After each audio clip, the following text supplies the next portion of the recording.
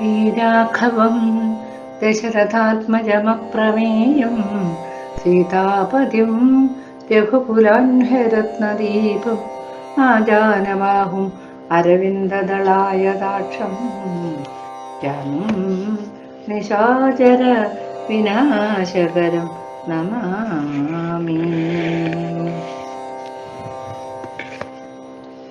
അങ്ങനെ രാക്ഷസ സ്ത്രീകളോട് സീതാദേവിനെ പരിപാലിക്കണേന്നും ഏൽപ്പിച്ചിട്ട് രാവണൻ തൻ്റെ ഗൃഹത്തിലേക്ക് കൊട്ടാരത്തിലേക്ക് പോയി എന്ന് പറഞ്ഞെടുത്താണ് നമ്മൾ കഴിഞ്ഞ എപ്പിസോഡിൽ നിർത്തിയിട്ടുണ്ടായിരുന്നത്. അങ്ങനെ സീതേനെ അന്വേഷിച്ച്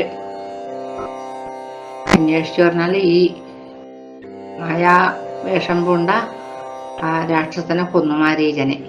മാരീചനെ കൊന്നിട്ട് വരുന്ന സമയത്താണ് ലക്ഷ്മണൻ വേഗം അങ്ങോട്ട് പോകുന്നുണ്ട്. പെട്ടെന്ന് നിന്നു ചോദിച്ചു, എന്തേ നീ എന്താ? അപ്പം ഇവനൊന്നും അറിഞ്ഞിട്ടില്ല.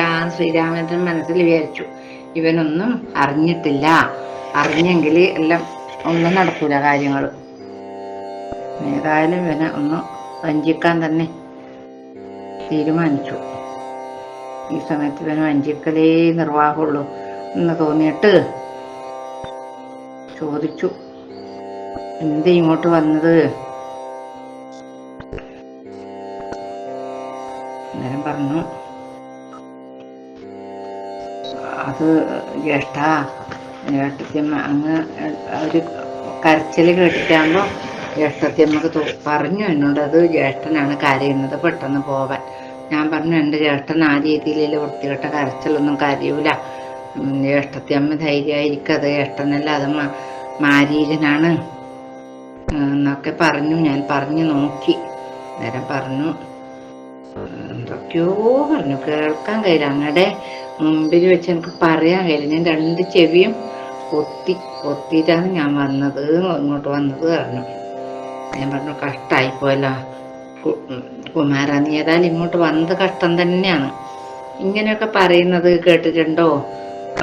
കുലുങ്ങാൻ പാടില്ല. ഇങ്ങനത്തെ ഒന്നും കേട്ടാല് കേൾക്കുന്നവര് ഭോഷന്മാരാണ്, വിഡ്ഢികളാണ്. ഇനി കൊണ്ടുപോയോ രാക്ഷസന്മാരെ പിടിച്ചു കൊണ്ടുപോയോ അല്ല എന്തെങ്കിലും മൃഗങ്ങൾ തിന്നോ ഒന്നും അറിയില്ല ഒന്നും പറഞ്ഞിട്ട് വേഗം വരുന്ന സമയത്ത് എവിടെയും കാണുന്നില്ല. കാണാതിരിക്കുമ്പോൾ ഈ നമ്മളെ മനുഷ്യന്മാരെ ബോധിപ്പിക്കേണ്ട രീതിയിലാണ് കരയാൻ തുടങ്ങി.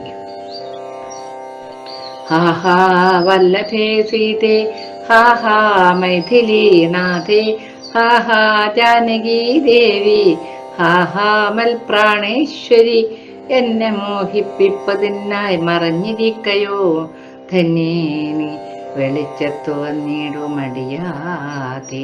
നീ ഒളിച്ചിരിക്കേന്നല്ല, നീ എന്നാ ഞാൻ വരാൻ വൈകിയത് കൊണ്ട് എന്നോട് പണക്കം ഭാവിച്ചിട്ട് ഒളിച്ചിരിക്കുന്നതായിരിക്കും അല്ലേ? അത് അങ്ങനെ ഇരിക്കല്ലേ, വാ പുറത്തേക്ക് വാന്ന് പറയുന്നു. അങ്ങനെ കരയുന്നു. പ്രാകൃത പുരുഷനായിട്ടെന്നാ പറയുന്നത്. പ്രാകൃത പുരുഷനെ പോലെ ഈ പക്ഷികളോടും മൃഗങ്ങളോടൊക്കെ പണ്ടല്ല, ഇതിന് ശേഷം ഈ ഗോപികമാര് ചോദിച്ചില്ലേ, കണ്ണനെ കണ്ടിട്ടുണ്ടോ? മൃഗങ്ങളോടും പക്ഷികളോടും വള്ളികളോടും ചെടികളോടും ഒക്കെ ചോദിച്ചതുപോലെ അതേപോലെ ശ്രീരാമചന്ദ്രൻ പിന്നെ എന്താണ് എല്ലാവരോടും ചോദിക്കുന്നു, വനദേവതമാരെ നിങ്ങളുണ്ടോ കണ്ടു? വനജേക്ഷണയായ സീതയെ സത്യം ചൊൽവിൻ, മൃഗസഞ്ചയങ്ങളെ നിങ്ങളുമുണ്ടോ കണ്ടു? മൃഗലോചനയായ ജനകപുത്രി തന്നെ പക്ഷി സഞ്ചയങ്ങളെ നിങ്ങളുമുണ്ടോ കണ്ടു? പക്ഷ്മളാക്ഷേമമ ചൊല്ലുവിൻ പരമാർത്ഥം, വൃക്ഷവൃന്ദമേ പറഞ്ഞിടുവിൻ പരമാർത്ഥം. പുഷ്കരാക്ഷിയെ നിങ്ങളെങ്ങാനുമുണ്ടോ കണ്ടു? ഇങ്ങനെ ഓരോന്ന് കാണുന്നതിനോട്, അത് വള്ളിയൊന്നുമില്ല, മരന്നുമില്ല, മൃഗങ്ങളൊന്നുമില്ലാതെ അവരോടെല്ലാം ഇങ്ങനെ ചോദിച്ചുകൊണ്ടും കരഞ്ഞുകൊണ്ടും പിന്നെ ഭഗവാൻ ശ്രീരാമചന്ദ്ര പ്രഭു എന്തിനാണ് അങ്ങനെ വെച്ചു? ആ മായയാ മനുഷ്യഭാവേന ദുഃഖിച്ചു. നമ്മളെ പോലുള്ളവർക്ക് കാര്യമാനുഷൻ മൂഢാത്മാക്കളെ ഒപ്പിപ്പാനായി എന്നാണ് പറയുന്നത്. നമ്മളെ ബോധിപ്പിക്കാൻ, നമ്മളെപ്പോലത്തെ ഒരു അഭിനയം, ഒരു സാധാരണ മനുഷ്യനായിട്ടില് അഭിനയമാണ് ഭഗവാനോട് കാണിക്കുന്നത്.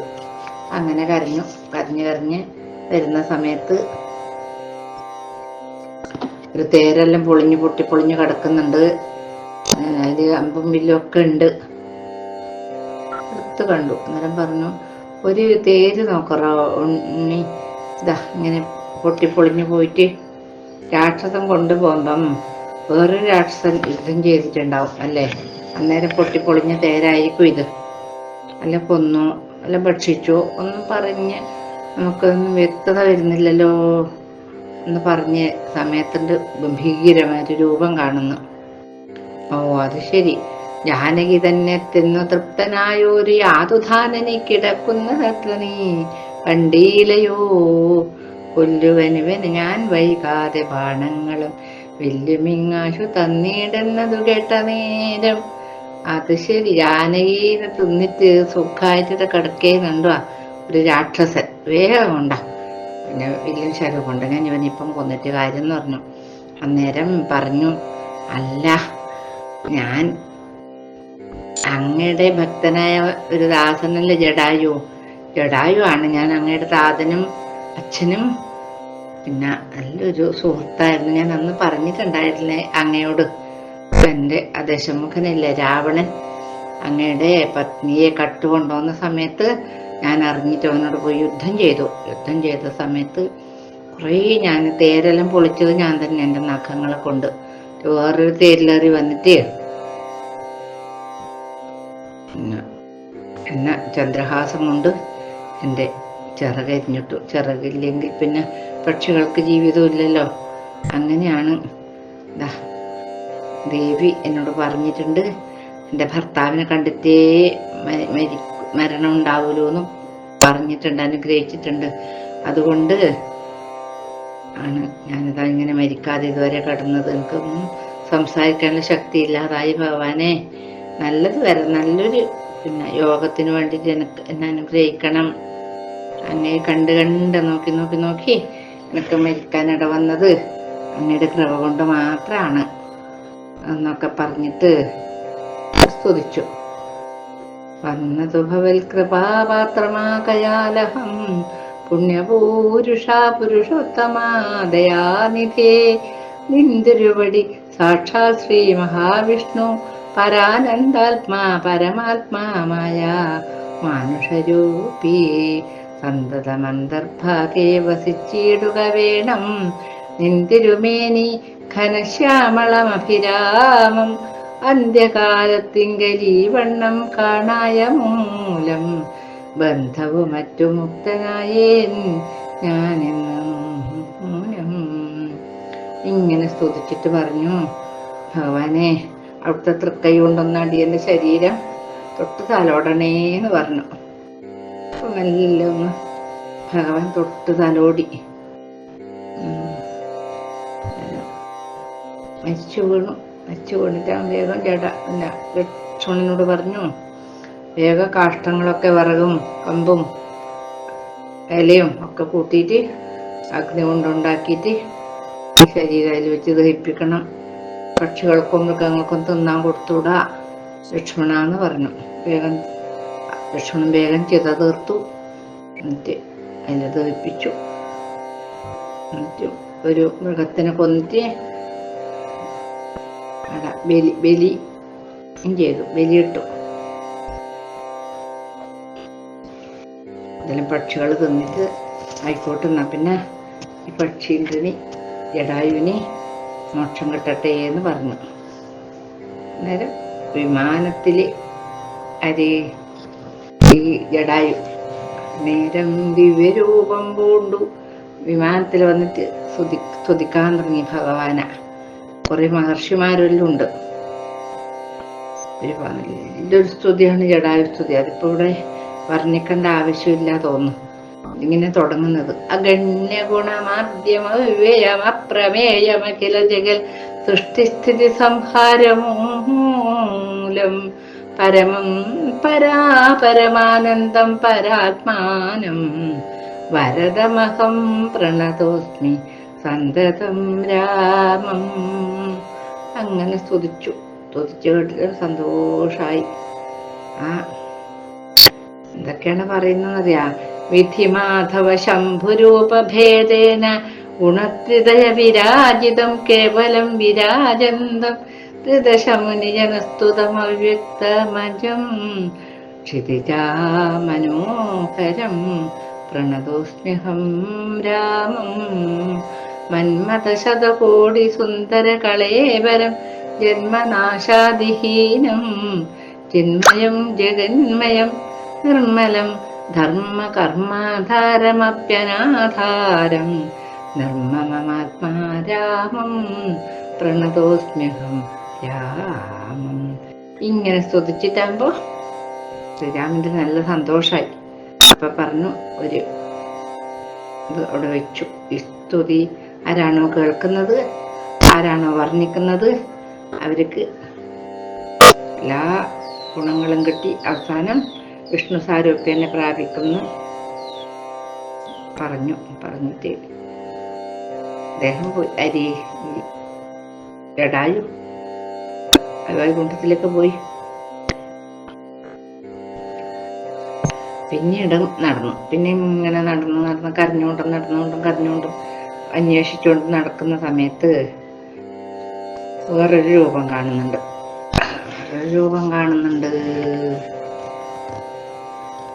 രക്ഷോരൂപം. ഒന്നുമില്ല, വക്ഷസി വദനവുമില്ല, വയറ്റില് മുഖം, ഒരു യോജന നീളം, 2 കൈകള്, മറ്റൊന്നുമില്ല. കാലും കൈ എന്ന് പറഞ്ഞാൽ വേറൊന്നുമില്ല. ഇങ്ങനെ ഉരുണ്ടോണ്ടില്ല രൂപത്തിൽ വരുന്നത്. ഗംഭീരനാണ് കണ്ടാല്. ഇവനിപ്പൊ നമ്മളെ ഭക്ഷിക്കും, നമ്മളെന്ത് ചെയ്യണം എന്ന് പറഞ്ഞു. നേരം ലക്ഷ്മണകുമാരൻ, എന്തിനാട്ടാ ഇത്രമാത്രം പേടിക്കാൻ എന്തുള്ളത്? ഇപ്പോടാ 2 കൈകളും ഇപ്പൊ വലിയ നീളമല്ലേ കൈ, 2 കൈകളും നമുക്ക് ഒരാൾക്ക് ഛേദിക്കാം. ഒരാൾ ഭഗവാൻ വലത് കരം ഛേദിച്ചു, ലക്ഷ്മണകുമാരൻ ഇടത് കരം ഛേദിച്ചു. അപ്പോ പേടിച്ചു, എന്റെ കരങ്ങളെ ഛേദിക്കാൻ മാത്രം ആരാണിപ്പൊ നിങ്ങള് ചോദിച്ചു. നിങ്ങളെ കാണുമ്പോ എനിക്ക് തോന്നി നല്ല ആരോ ദിവ്യത്വമുള്ള ആൾക്കാരാണെന്ന് എനിക്ക് തോന്നി. ഇതിനെങ്ങനെ ഈ ഘോരകാരണത്തിൽ വരാൻ കാരണം എന്നൊക്കെ പറയുമ്പോ പറഞ്ഞു കൊടുത്തു. ഞാൻ ദശരഥൻ എന്നുള്ള രാജാവിന്റെ മൂത്ത പുത്രനാണ് രാമൻ. ഇവൻ എൻ്റെ അനിയൻ ലക്ഷ്മണൻ എന്നാണ് പേര്. എനിക്ക് സീത എന്ന് പേരുള്ളൊരു ഭാര്യ ഉണ്ടായിരുന്നു ഞങ്ങളുടെ കൂടെ. അങ്ങനെ ഒരു ദിവസം നായാട്ടിന് പോയ സമയത്ത് ഒരു രാക്ഷസം വന്നിട്ട് കട്ടുകൊണ്ടുപോയി എൻ്റെ ഭാര്യേനെ. നമ്മളിങ്ങനെ അന്വേഷിച്ച് നടക്കുന്നപ്പം നിന്നെ കണ്ട്, നീ ആരാണ്? നിന്റെ കൈകൾക്കുള്ളിൽ ഞങ്ങളാവുന്നത് കൊണ്ട് പേടിച്ചിട്ടാണ് അങ്ങയുടെ കൈ ഞങ്ങൾ ഛേദിച്ചത്. എന്തിങ്ങനെ വികൃത രൂപം ധരിക്കാൻ എന്താ കാരണം എന്നൊക്കെ ചോദിച്ചു. അന്നേരം പറഞ്ഞു, ഓ അങ്ങ് തന്നെയാണ് ശ്രീരാമനെങ്കിലേ ഞാൻ ധന്യനായി. അങ്ങേ ശ്രീരാമചന്ദ്ര പ്രഭുവിന് മുമ്പിൽ കാണാൻ വന്നത് കൊണ്ട് ഞാൻ ധന്യനായി പ്രഭു എന്ന് പറഞ്ഞു. ഞാൻ ഒരു ഗന്ധർവനായിരുന്നു. അപ്പോ ഗന്ധർവന്മാർക്കുള്ളൊരു പരിപാടിയുണ്ട്, നല്ല സുന്ദരി ജനങ്ങളോടും കൂടി ഇങ്ങനെ ക്രീഡിച്ച് നടക്കും. അങ്ങനെ നടക്കുന്ന സമയത്ത് അഷ്ടാവക്രൻ എന്ന് പറഞ്ഞിട്ടൊരു മഹർഷി ഉണ്ടായിരുന്നു. അഷ്ടാവക്രൻ എന്നാൽ 8 വളവുണ്ട് ശരീരത്തില്. ത്രിവക്ര എന്ന് പറഞ്ഞത് 3 വളവാണ്. ഇപ്പൊ അഷ്ടാവക്രൻ. അങ്ങനെ വളഞ്ഞു അങ്ങനെ കാണുമ്പം ഞാൻ പരിഹരിച്ചു. അന്നേരം എന്നെ ശപിച്ചു, നീ രാക്ഷസനായിക്കോട്ടെ. പിന്നെ ശാപമോക്ഷം തന്നു എനിക്ക്. എന്താ, സാക്ഷാൽ ശ്രീനാരായണൻ ദശരഥപുത്രനെ ത്രേതായുഗത്തിൽ അവതരിക്കും. ആ സമയത്ത് എനിക്ക് ശാപമോക്ഷം കിട്ടും എന്ന് പറഞ്ഞു. അങ്ങനെയാന്ന് എനിക്ക് ശതമന്യു ആരാഞ്ഞൻ ദേവേന്ദ്രനെ പിടിച്ചു വിഴുങ്ങാൻ പോയി. അന്നേരം എൻ്റെ തലയർത്തു. വജ്രായുധം കൊണ്ട് എൻ്റെ തലയർത്തു. എന്നിട്ടും എനിക്ക് മരണം വന്നിട്ടില്ല. അത് ബ്രഹ്മാവിന്റെ വരം കൊണ്ടാണ്. ഞാൻ എന്ത് ചെയ്തു, എൻ്റെ തല, ഈ മഹേന്ദ്രൻ ഉണ്ടല്ലോ, എൻ്റെ തല എൻ്റെ വയറ്റിലേക്ക് ആക്കി തന്നു. എൻ്റെ കൈ ഇങ്ങനെ നടന്നു കുഞ്ഞത്. ഞാനിങ്ങനെ 2 കൈ കൊണ്ട് ഇങ്ങനെ കൂട്ടിപ്പിടിക്കുമ്പോൾ എന്നെ ആ 2 കൈയും കൂട്ടിപ്പിടിക്കുമ്പോൾ അതിനകത്ത് എന്താണോ വന്ന് പെടുന്നത് അതിനെ ഞാൻ ഭക്ഷിക്കും. ഇതാണ് ഞാൻ ഇത്രയും കാലം വർപ്പിച്ചത്, ഞാൻ ചെയ്തത്. ഇനിയിപ്പോൾ ഒരു കാര്യം ചെയ്യാം, ഒന്ന് അഗ്നി കുണ്ടം കൂട്ടിയിട്ട് എണ്ണയിൽ പറക്കിയിട്ടാലേ ഞാൻ അങ്ങയുടെ ഭാര്യ പോയ വഴിയൊക്കെ പറഞ്ഞു തരാമെന്ന് പറഞ്ഞു. അപ്പോൾ ഒരു കുഴി കുഴിച്ചു, അതിൽ കുറെ വിറകല്ലിട്ടു. ഈ ലക്ഷ്മണന് ഇതന്നെ പണി, മെച്ചാളെ ഇങ്ങനെ ദഹിപ്പിക്കലും. അങ്ങനെ ദഹിപ്പിച്ച സമയത്ത് ദിവ്യഭൂഷൺ ദിവ്യ വിഗ്രഹത്തോടും അങ്ങനെ കാമദേവനെ പോലത്തെ രൂപത്തോടു കൂടി അതിസുന്ദരനായിട്ട് ഒരാള് ആ അഗ്നികുണ്ടത്തുനിന്ന് വന്നു. സ്തുതിച്ചു, ഒരുപാട് സ്തുതിച്ചു ഭഗവാനെ. അങ്ങയുടെ തത്വം അറിയുന്നവരാരില്ലത് ആരുമില്ല. എന്നാൽ എനിക്ക് അങ്ങയെ സ്തുതിക്കാൻ തോന്നുന്നുണ്ട്. എൻ്റെ അന്ധത്വം കൊണ്ടായിരിക്കാം എനിക്ക് സ്തുതിക്കാൻ തോന്നുന്നത്. എന്താണ്? അന്തവും ആദിയുമില്ലാത്തൊരു പരബ്രഹ്മം, അത് എൻ്റെ ഹൃദയത്തിൽ ഉണ്ടാവണം എപ്പോഴങ്ങയുടെ ഈ രൂപം. എന്നിട്ട് എനിക്ക് അന്ധകാരങ്ങളൊക്കെ ഇല്ലാതാണ്, വെളിച്ചം വരുന്ന എൻ്റെ ഹൃദയത്തിലേക്ക്. അത് മാത്രമല്ല, എനിക്ക് മോക്ഷം തന്നനുഗ്രഹിക്കും വേണം എന്നൊക്കെ പറഞ്ഞിട്ട് ഒരുപാട് സ്തുതിക്കുന്ന സമയത്ത് ധർമ്മം അങ്ങയുടെ മുൻഭാഗമാണ്, അധർമ്മം അങ്ങയുടെ പൃഷ്ഠഭാഗമാണ്, നക്ഷത്രപംക്തി എല്ലാം ദ്വിജപംക്തികളാണ്, വാക്കെല്ലാം ഛന്ദസ്സുകളാണ്. ഇങ്ങനെ ഓരോന്നോരോന്നോരോ നിമേഷങ്ങൾ കണ്ണടക്കലും തുറക്കലും രാവും പകലുമാണ്. സപ്തസാഗരങ്ങൾ അങ്ങയുടെ പുഷ്യപ്രദേശമാണ്, വയറ്. സപ്തമാരുതന്മാർ അങ്ങയുടെ ശ്വാസാണ്, നദികളെല്ലാം അങ്ങയുടെ നാഡികളാണ്. പൃഥ്വീധരം മരങ്ങൾ അതെല്ലാം അങ്ങയുടെ അസ്ഥികളാണ്. പൃഥ്വീധരം അല്ല, വൃക്ഷാദി ഔഷധങ്ങളാണ് രോമങ്ങളാകുന്നത്. അതുപോലെ മഹാദേവനില്ല, ത്രക്ഷനാം ദേവൻ, അതാണ് അങ്ങയുടെ ഹൃദയം. മഴ അങ്ങയുടെ രേതസ്സാണ്. ഇങ്ങനെല്ലാം പറഞ്ഞു തുറിച്ചിട്ട് അങ്ങയെ ആർക്കാണ് മനസ്സിലാക്കാൻ കഴിയുക? മൂഢന്മാർക്കൊട്ടും അങ്ങയെ മനസ്സിലാക്കാൻ കഴിയുക. എന്താ കാരണം എന്ന് പറഞ്ഞാൽ ആ മഹാമായ കൊണ്ട് മറക്കുന്നു. അങ്ങനെയാണ് വിഡ്ഢികളാവുന്നത് എല്ലാവരും എന്നൊക്കെ പറഞ്ഞ് സ്തുതിച്ചു. ഭഗവാൻ പറഞ്ഞു, നിന്റെ സ്തുതി കൊണ്ട് ഞാൻ വളരെ സന്തോഷിച്ചിരിക്കുകയാണ് ഗന്ധർവ ശ്രേഷ്ഠ, അങ്ങ് എന്നിൽ തന്നെ ചേർന്നോളൂ.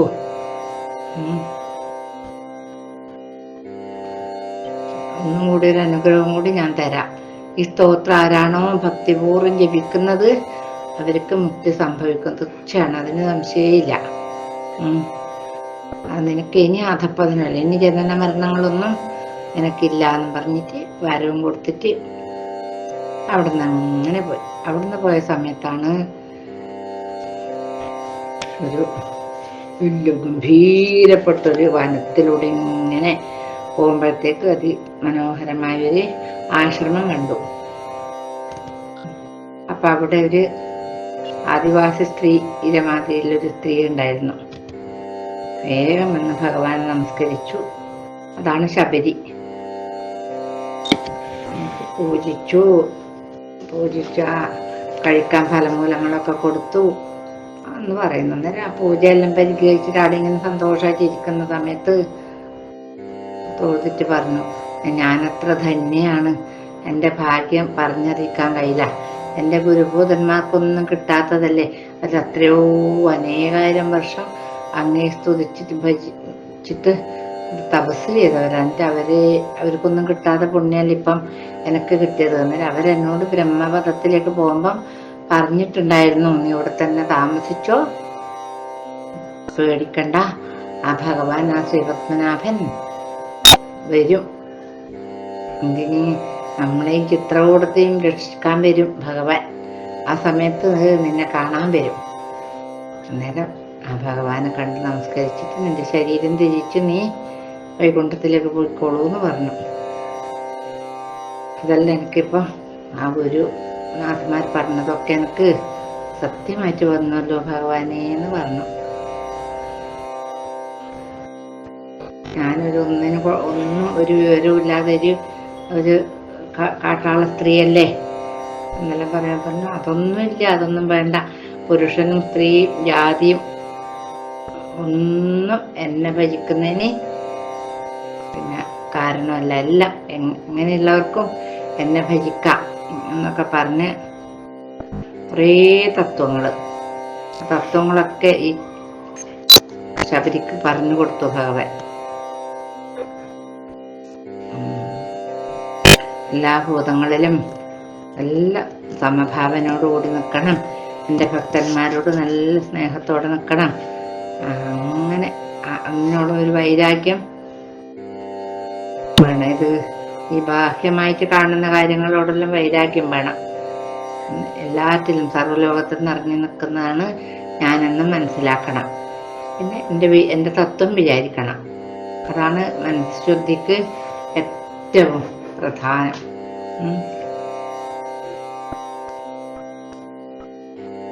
ഇങ്ങനെയൊക്കെ പറഞ്ഞു കൊടുത്ത് എനിക്കിപ്പോൾ മുക്തിയുടെ സമയമായിട്ടുണ്ട്. ജാനകി പോയ വഴി അറിയുമെങ്കിൽ നീ പറഞ്ഞു തരണം, എനിക്ക് ഞാൻ മുക്തി തരാമെന്നാണ് പറയുന്നത്. അങ്ങനെ ശബരി പറഞ്ഞു കൊടുക്കുന്നു. എല്ലാം അറിയുന്ന ആളല്ലേ, സർവജ്ഞനല്ലേ അങ്ങ്. അപ്പം എന്നാൽ എന്നോട് ചോദിച്ചത് കൊണ്ട് ഞാൻ ലോകഹിതം പോലെ ഇങ്ങനെ എല്ലാം എന്നോട് ചോദിച്ചുകൊണ്ട് ഞാൻ പറഞ്ഞു തരാം. ലങ്കാപുരിയിലുണ്ട് സങ്കടത്തോടിരിക്കുന്നത് ദേവി. ദശകണ്ഠനാണ് കൊണ്ടുപോയത് രാവണൻ. ഞാൻ എൻ്റെ ദിവ്യ ചക്ഷുസ് കൊണ്ട് കണ്ടിട്ടുണ്ടായിരുന്നു. കുറച്ചുകൂടി മുമ്പോട്ട് നടന്നാൽ പമ്പാ നദിയില്ലേ, പമ്പാ നദി കാണാം. അവിടെ ഒരു പർവ്വതമുണ്ട്, ഋഷമുഖാചലം. അവിടെ സുഗ്രീവനും 4 മന്ത്രികളോടും കൂടി താമസിക്കുന്നുണ്ട്.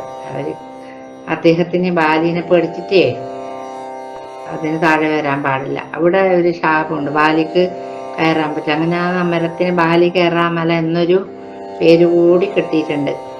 ഇത് ഈ ഋഷമുഖാചലത്തിന്. അപ്പോൾ അവിടെ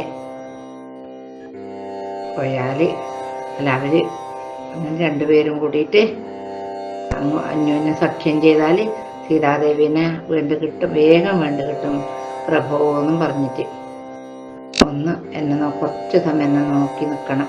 അങ്ങനെ എൻ്റെ ഈ മായ കൊണ്ട് മൂടി ആ ബന്ധനമില്ല, മായാബന്ധനം, അതൊന്ന് തീർക്കണം എന്ന് പറഞ്ഞിട്ട് ഭഗവാന്റെ മുമ്പിൽ തന്നെ ദേഹം ത്യജിച്ച് ശബരിക്ക് മോക്ഷപ്രാപ്തി കിട്ടിയെന്ന് പറയുന്നത്. ഭഗവാൻ അനുഗ്രഹിക്കാൻ പുറപ്പെട്ടാൽ, പ്രസാദിച്ചാൽ ഇന്ന ജാതിയെന്നില്ല, ഇന്ന സ്ത്രീന്നില്ല, പുരുഷന്നില്ല, ജാതിയിലൊന്നുമില്ല എന്നും പറഞ്ഞിട്ട് നീയും ശ്രീരാമചന്ദ്രനെ ധ്യാനിച്ചു കൊള്ളണം എന്നാണ് പറയുന്നത്. ആര് പറയുന്നത്? ശ്രീരാമചന്ദ്രനെ ധ്യാനിക്കണം, ശ്രീരാമ മന്ത്രം ജപിക്കണം, ശ്രീരാമകഥ കേൾക്കണം, ശ്രീരാമഭക്തന്മാരെ പൂജിക്കണം, എല്ലാം ശ്രീരാമമയം ഈ ലോകം മുഴുവൻ എന്ന് വിചാരിച്ചു നിന്നാലേ ശ്രീരാമചന്ദ്രനോട് ഐക്യം പ്രാപിക്കാം. ഭദ്രേ, ഭാമിനി എന്നൊക്കെ പറഞ്ഞത് ആര് പറഞ്ഞത്? ഈ മഹാദേവൻ പത്നിയായ പാർവതി ദേവിയോട് അങ്ങനെ പറഞ്ഞു കൊടുത്തു. അപ്പോൾ ശ്രീരാമൻ്റെ നല്ലോണം ഭക്തി വന്നു. ആർക്ക്? ശ്രീപാർവതിക്കെന്ന് പറയുന്നത് പൈങ്കിളി പൈതൽ അങ്ങനെ പറഞ്ഞിട്ട് ആ പൈങ്കിളി പൈതൽ ശങ്കരാ ജയിക്കണം ജയിക്കണം ജയിക്കണം എന്ന് പറഞ്ഞു. അങ്ങനെയാണ് ഈ കാണ്ഡം ഇവിടെ അവസാനിക്കുന്നത്. ഇത് കാണ്ഡം ആരണ്യകാണ്ഡം സമർപ്പിച്ചു ഭഗവാന്റെ പാദത്തിൽ. ഇനി അടുത്തത് കിഷ്കിന്ധാകാണ്ഡമാണ്. അത് നമുക്ക് അടുത്ത എപ്പിസോഡിൽ നോക്കാം.